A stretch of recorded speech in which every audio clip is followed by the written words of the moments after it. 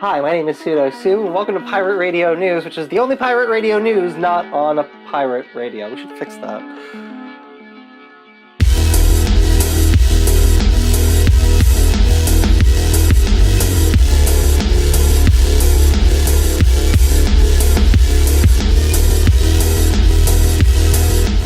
Smart car alarms are, well, pretty stupid. So you may have seen these cheap, smart alarm systems popping up on Amazon or advertised by the types of places that have bright glowing neon and Fast and the Furious cast-offs parked out front.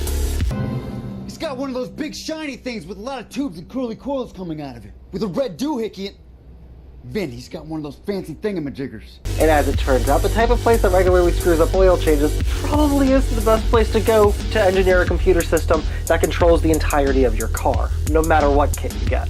Pen Test Partners has revealed massive vulnerabilities in most of the major smart alarm systems, which basically means if you install one, you're driving around with a giant flag saying, "Hey, steal my car."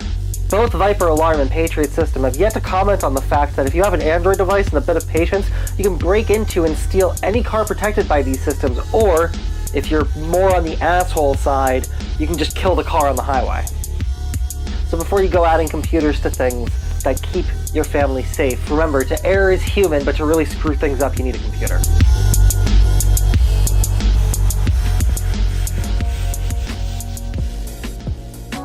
And now, for a moment, I have to stop at the jokes and break into a relatively serious story. In Sri Lanka, as many of you are aware, last Easter weekend there were bombs that went off across the country. Our hearts are obviously with the over 200 families. It's terrifying to think about in any concept. After the bombs went off, the government shut down access to social media. Sort of, but yeah, that's what they did. What they did technically was block access to all American servers. They were making the argument that the attack happened because of misinformation spread on social media. In order to prevent further attacks, they had to prevent social media from spreading misinformation.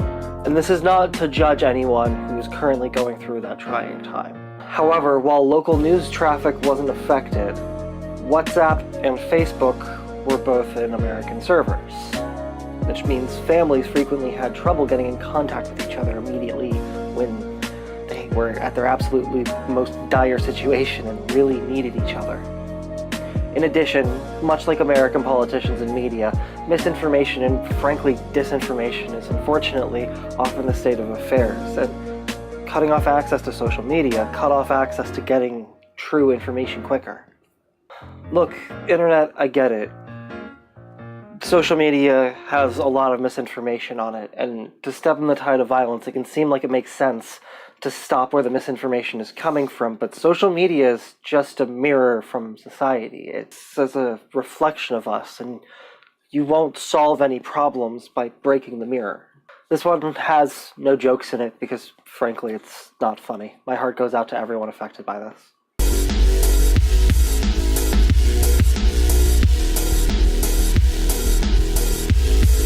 Now back to the poorly written joke.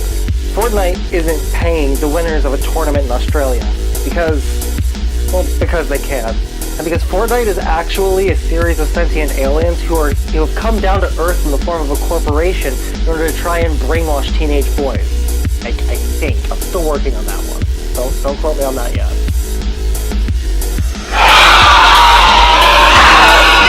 So Fortnite held a tournament in Australia with some pretty outlandish prizes, and those prizes managed to draw a fairly large crowd.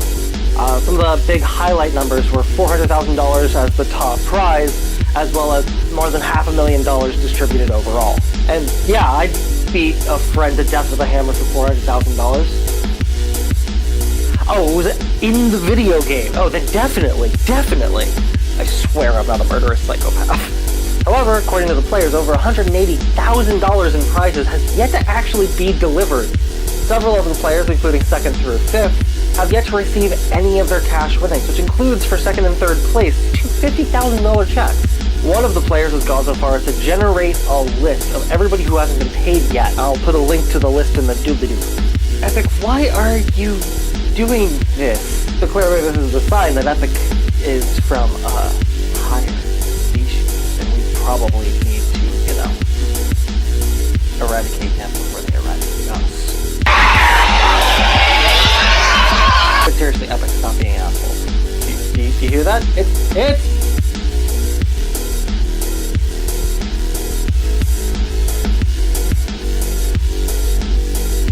Watertown Daily, a paper in New York, was unable to ship their Sunday edition because they were held up by a ransomware virus. I've heard of fake news, but hacked news is getting a bit ridiculous. Epic is being sued by a saxophone player because they included a saxophone gesture, and this person wants to claim copyright over all saxophone gestures. And I hate Epic as much as the next person, but that lawsuit is an epic fail. I'll see myself out. And in order to balance that story out and make sure that you remember that Epic actually is the fucking worst, turns out the reason Fortnite has been able to turn over weekly updates is because they've been forcing developers to take 70 to 80 hour work weeks. That beautiful taste when you play Fortnite, that's human suffering. Someone stole a large quantity of Ethereum, a cryptocurrency, because people had been mining it but using a series of zeros followed by a 1 as their password. And I'm not even mad. I'm not even mad. That's amazing. Hey, thank you so much for watching. Hit that subscribe button if you want to see more content like this. If you liked it, why not share it? There's a button right over there to share it on Facebook. And remember, the world's not going to change itself, and Stonewall was a riot.